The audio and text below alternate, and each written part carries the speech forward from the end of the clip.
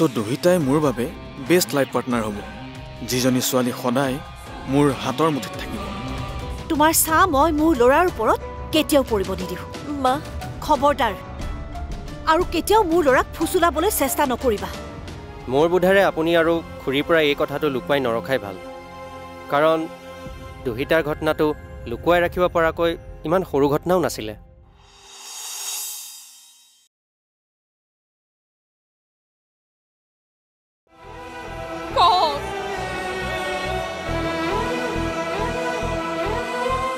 দুহিতাৰ acid attack হৈছে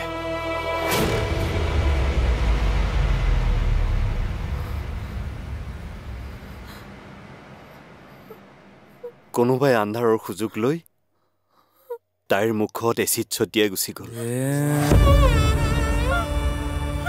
সেইকাৰণে তাইৰ মুখখন পুৰি গ'ল জ্বলি গ'ল তাইৰ আধা অংশ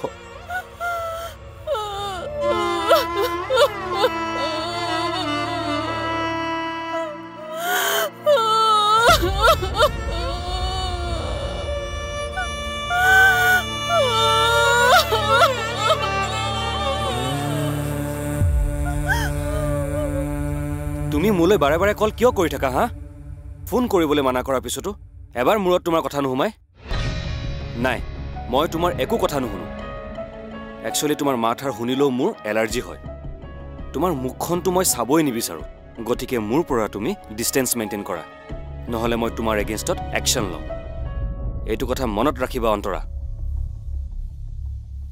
মৰমী তুমি অকণমান ধৈৰ্য ধৰাচোন তেনেহ'লে কওক আপুনি কিয় মোৰ পৰা ইমান ডাঙৰ কথা এটা লুকুৱালে কিয় এজনী মাকক আন্ধাৰত ৰাখিলে মই তোমাক আন্ধাৰত ৰখা নাই মৰমী তুমি চিন্তাত পৰিবা বুলি মই ফোনত কথাটো নজনালো ভাবিলো ঘৰলৈ আহি তোমাক ভালদৰে কথাবোৰ বুজাই ক'ম বেয়া কৰিলে আপুনি মোৰ লগত বেয়া কৰিলে মৰমী বলক মোক এতিয়া হস্পিটেললৈ লৈ বলক এতিয়া মই দুহিতাক চাব বিচাৰো কিন্তু তুমি এতিয়া দুহিতাক দেখা কৰিব নোৱাৰিবা কিয় নোৱাৰিম কাৰণ তাই এতিয়া আইচিউত আছে মৰমী সেইকাৰণে এইখিনি সময়ত তুমি তাইক দেখা কৰিব নোৱাৰিবা কিন্তু মই তাইক এবাৰ চাব বিচাৰো এবাৰ মাত্ৰ এবাৰ মোক তাই ওচৰলৈ লৈ যাওক তুমি নাকান্দিবাচোন মই তাইক চাব বিচাৰো তুমি এতিয়া হস্পিটেল যোৱাতকৈ তাইৰ চিকিৎসাৰ বাবে আমি 7-8 লাখ টকা কেনেকৈ গোটাব পাৰো সেই কথা ভাবা 7-8 লাখ টকা নহলে তাইৰ সাৰ্জাৰীটো সম্পূৰ্ণ কৰিব পৰা নাযাব আৰু তেতিয়া তাইক আকৌ আমি আগৰ দৰে দেখা নাপাম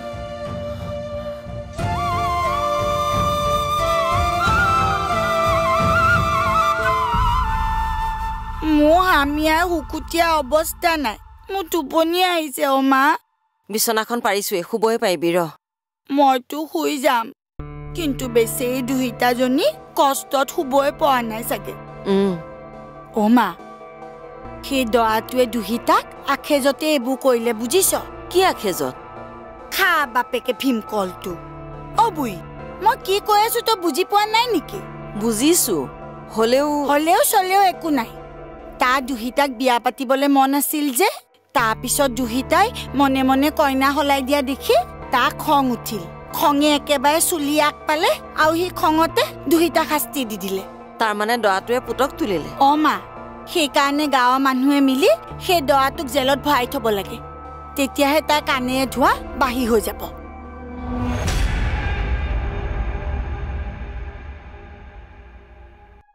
এনেকুৱা কোন আছে যিয়ে আমাক সেই বিপদৰ দিনত সহায় কৰিব পাৰে মা দেউতাটো ঢুকালি বাইদেউৰ অৱস্থা সিমান ভাল নহয় তেনেস্থলত আমাৰ এই বিপদৰ সময়ত সহায় কৰিব পৰানো কোন আছে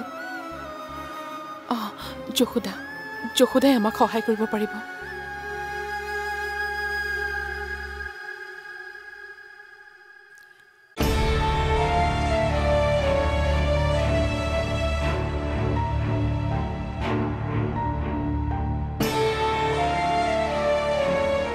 হেল্ল' যশোদা মই মৰমী ক'লো মৰমী ইমান বছৰৰ মূৰত ফোন কৰিলি যে কি খবৰ তোৰ মনত সদায় পৰেও যশোদা তই আমাৰ জীৱনৰ আটাইতকৈ ডাঙৰ উপকাৰটো কৰি থৈছ সেইকাৰণে নমৰা পৰ্যন্ত তোক আমি কেতিয়াও পাহৰিব নোৱাৰো। হ'ব দেচোন, আগৰ কথাবোৰ বাদ দে, এতিয়াৰ কথা ক। ক'বতো লাগিবই, কাৰণ মই তোৰ ওচৰত ঋণী। তই মোৰ দুহিতাৰ অতীতটোৰ সমভাগী। তই যদি নোহোৱা হ'লে আমাক সেই বিপদটোৰ পৰা কোনে উদ্ধাৰ কৰিলেহেঁতেন কচোন? কিন্তু তাৰ বিনিময়ত তই মোৰ হাতত যি তুলি দিলি সেই কথা মই কেনেকৈ পাহৰিব পাৰিম? সেইকাৰণে তোৰ জীৱনত যেতিয়াই বিপদ আহে তই মোক ক'ব পাৰিবি, মই মোৰ সাধ্য অনুসৰি তোক সহায় কৰিম। আজিও মোক তোৰ পৰা এটা ডাঙৰ সহায় লাগে। কি সহায়? দুহিতাৰ এটা ডাঙৰ এক্সিডেণ্ট হ'ল। কি এক্সিডেণ্ট? অঁ, তাইৰ চিকিৎসাৰ বাবে মোক অলপ টকা লাগে, তই দিব পাৰিবিনে? মই যিমান পাৰোঁ দিম দে। কিমানমান বাৰু লাগিব? আৰু দুহিতাৰ বাৰু কি এক্সিডেণ্ট হ'ল মোক ভালকৈ বুজাই কচোন। কাইলৈ দিল্লীৰ পৰা চাৰ্জন এজন আহিব। তেখেতেই দুহিতাৰ চাৰ্জাৰীটো কৰিব পাৰিব। হয়, কিন্তু তেখেত খুব কম দিনৰ বাবেহে অসমলৈ আহিব। চ' আপোনালোকৰ ডিচিশ্যনটো সোনকালে জনাব।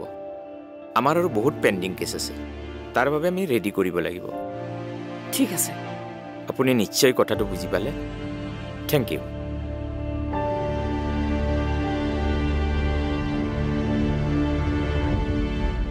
বাহিৰৰ পৰা অহা ডক্টৰজন থকা অৱস্থাতেই যদি পইচা পাতি গোটাই দুহিতাৰ অপাৰেশ্যনটো কৰা নাযায় তেন্তে দেখোন দেৰি হৈ যাব, আৰু এনেকৈ থাকিলে জটিলতা দেখোন বাঢ়িহে যাব। তেতিয়া কি হ'ব?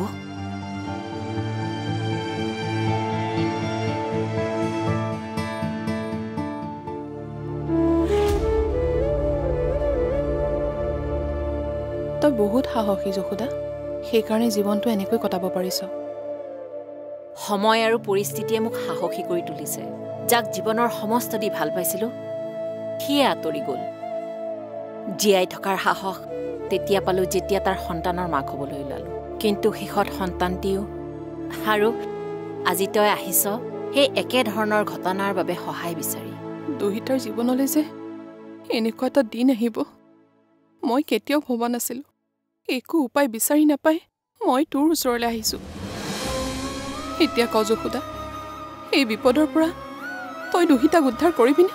বৰ্তমান দুহিতাৰ অৱস্থাৰ কথা মোতকৈ ভালকৈ আৰু কোনে বুজি পাব? গতিকে তাইক মই সহায় কৰিম।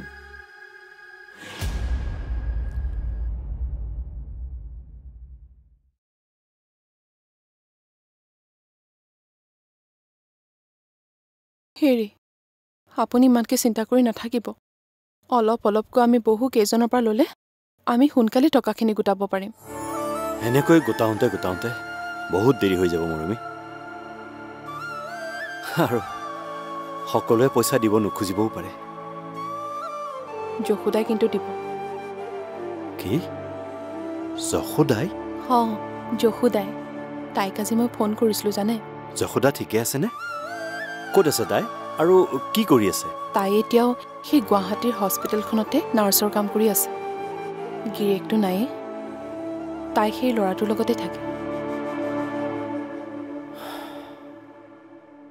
যিগৰাকী যশোদাই আজিৰ পৰা 10 বছৰ আগতে আমাক এক ডাঙৰ সংকটৰ পৰা উদ্ধাৰ কৰিছিল, সেইগৰাকী যশোদাই আজি 10 বছৰ পিছত দুহিতাক সহায় কৰিবলৈ আগবাঢ়ি আহিছে। অঁ, দুহিতাৰ এটা অতীত আছিল যদিও সেই ক'লা অতীতটোৰ সাক্ষী এই পৃথিৱীত তাই নাই বুলিয়েই জানি থাকক। সেই সাক্ষী যে এতিয়াও যশোদাৰ ওচৰত আছে, এই কথা যাতে খুনাক্ষৰো দুহিতাৰ কাণত নপৰে। নহ'লে যিখন গুৱাহাটী মহানগৰীলৈ তাই সেই ঘটনাটোৰ পিছত কেতিয়াও যোৱা নাই, এই সঁচা কথাটো গম পোৱাৰ পিছত তাই তালৈ আকৌ ঢাপলি মেলিব। কি? সেইকাৰণে তুমি যোগাযোগত থাকিলেও দুহিতাক যশোদাৰ পৰা আঁতৰাই ৰাখিবা। দুয়োজনী দূৰত থকাটোৱে আমাৰ সকলোৰে মংগল। নহ'লে তুমি, মই আৰু যশোদাই ইমান দিনে লুকুৱাই ৰখা সঁচা কথাটো দুহিতাৰ কাণত পৰিলে তাই সুস্থ হৈ প্ৰথমতে গুৱাহাটীলৈ যাব। তেতিয়া জানো তাইক তুমি মই ৰখাব পাৰিম? কোৱা।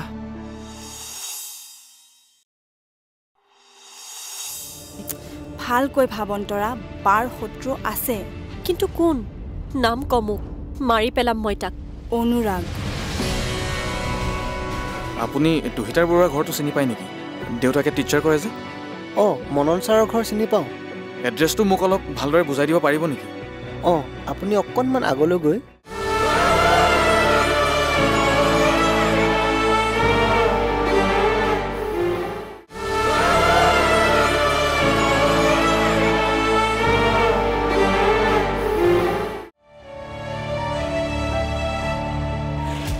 দুহিতাৰ জীৱনত যে এনেকুৱা এটা কলংকৰ দাগ লাগিব মই কেতিয়াও ভবা নাছিলো যশোদা। কলংকৰ দাগ বুলি নকবি মৰমী, এয়া প্ৰেমৰ চিন। আনৰ বিপদত মানুহে হাজাৰটা কথা কব, কাৰণ মানুহে বদনাম উলিয়াই ভাল পায়, কিন্তু সেই বিপদৰ পৰা কেনেকৈ উদ্ধাৰ পাব পাৰি তাৰ পৰামৰ্শ কেতিয়াও নিদিয়ে। আমি মানুহহে, ভগৱান নহয়তো। ভুল হবই, সেই বুলি এটা ভুলৰ বাবে গোটেই জীৱনটো জানো ধ্বংস কৰিব পাৰি? তই মোক এটা কথা কচোন যশোদা। কি কথা? সন্তানটো জন্ম হোৱাৰ পাছত আমি কি কৰিম? কি কৰিম সন্তানটো?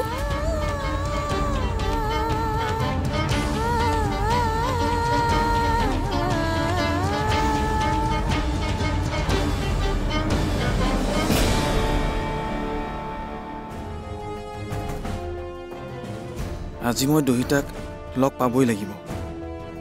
তাইৰ মুখত সেইদিনা দেউতাকৰ নামটো আৰু তেখেতে টিচাৰ কৰাৰ কথাটো গম পাইছিলোঁ। চ' তাইৰ ঘৰৰ এড্ৰেছটো উলিয়াবলৈ বেছি প্ৰব্লেম নহ'ব চাগৈ।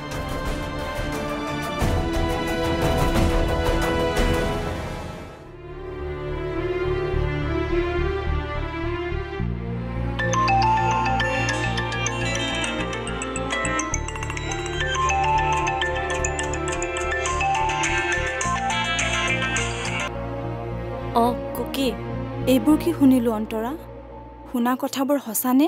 অঁ সঁচা। কিন্তু এইবোৰ কোনে আৰু কিয় কৰিলে কিবা গম পালিনে? এতিয়ালৈকে গম পোৱা নাই। যিয়ে এই কামটো কৰিছে কোনো অচিনাকি মানুহ নহয়, বুজিছ? কোনোবা চিনাকিয়ে হয়। কিন্তু কোন হ'ব পাৰে? বায়েতো কেতিয়াও কাৰো লগত বেয়া কৰা নাই, বাৰ কোনো শত্ৰুও নাই। ভালকৈ ভাব অন্তৰা, বাৰ শত্ৰু আছে। কিন্তু কোন? নাম কমো, মাৰি পেলাম মই তাক। অনুৰাগ। কি? অঁ।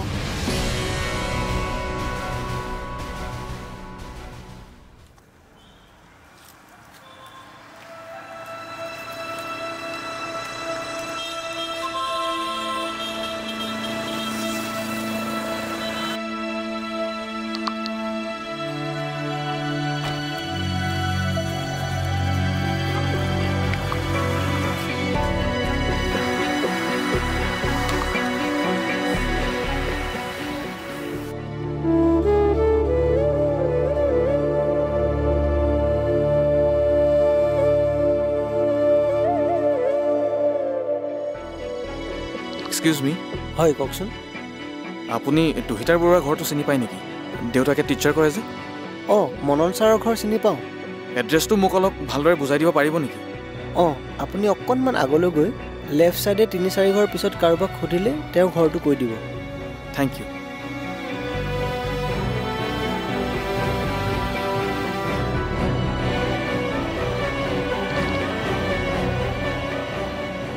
দুহিতাৰ জীৱনটো ৰক্ষা কৰিবা দয়াময়।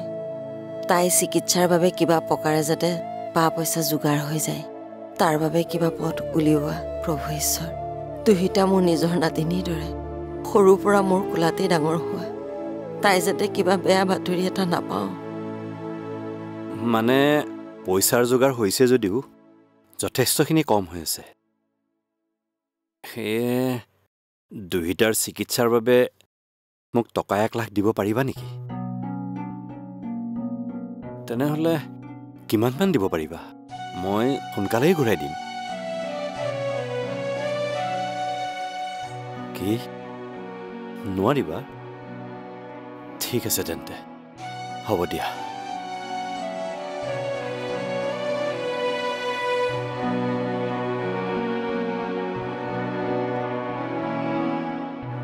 হেল্ল', মোক টকা কেইটামান ধাৰলৈ দিব পাৰিবি নেকি?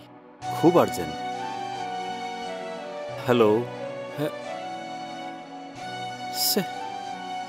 কাটিয়ে দিলে দেখোন।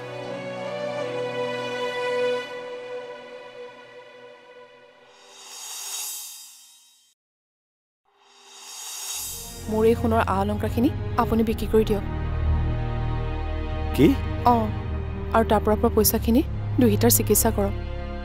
নাই, মই এনেকুৱা কেতিয়াও কৰিব নোৱাৰোঁ। স্বামী হিচাপে নোৱাৰিলোঁ, এজন পিতৃ হিচাপে কৰক, কাৰণ ইয়াৰ লগত দুহিতাৰ জীৱন জড়িত হৈ আছে।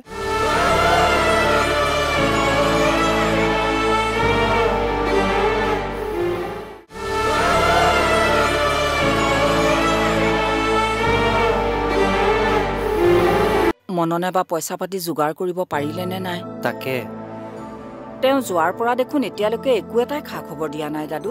পইচাৰ যোগাৰ হোৱা নাই নেকি, সেইকাৰণে চাগে। হ'ব পাৰে। পিছে জেঠাই, আপুনি সেইবোৰ একো চিন্তা নকৰিব, সময়ত সকলো ব্যৱস্থা হৈ যাব।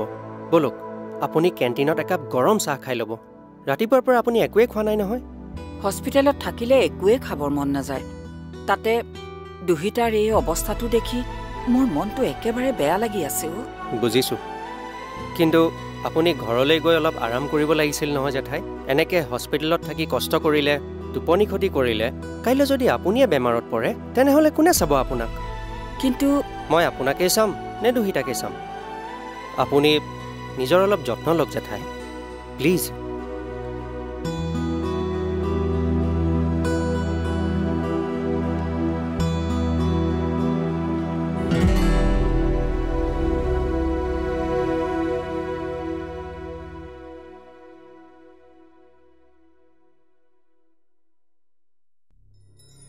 হেৰা, দাদু, যশোদা আৰু মোৰ ইটো সিটো বন্ধুৱে দিম বুলি কোৱা টকাখিনি যোগ কৰিলোঁ। কিমান ওলাইছে ন? মোৰ হাতত থকাখিনি যোগ কৰি মাত্ৰ 3,50,000হে হ'ল। অজন্তা বাইদেৱে 20,000 দিম বুলি কৈছে। গোটেইখিনি হিচাপ কৰিলে 3,70,000হে হ'ব। বাইদেউৰো অপাৰেশ্যনটোত বহুত পইচা খৰচ হোৱাৰ বাবে খুজিব নোৱাৰা হ'লোঁ। তাতে বাইদেৱে এই বিয়াখনৰ বাবে আমাৰ লগত সম্পৰ্ক একেবাৰে শেষ কৰিলোঁ বুলিয়ে ক'লে। তেনেস্থলত ৰ'বচোন। কি হ'ল? আহি আছো, ৰ'ব। হঠাতেনো তোমাৰ কি মনত পৰিল?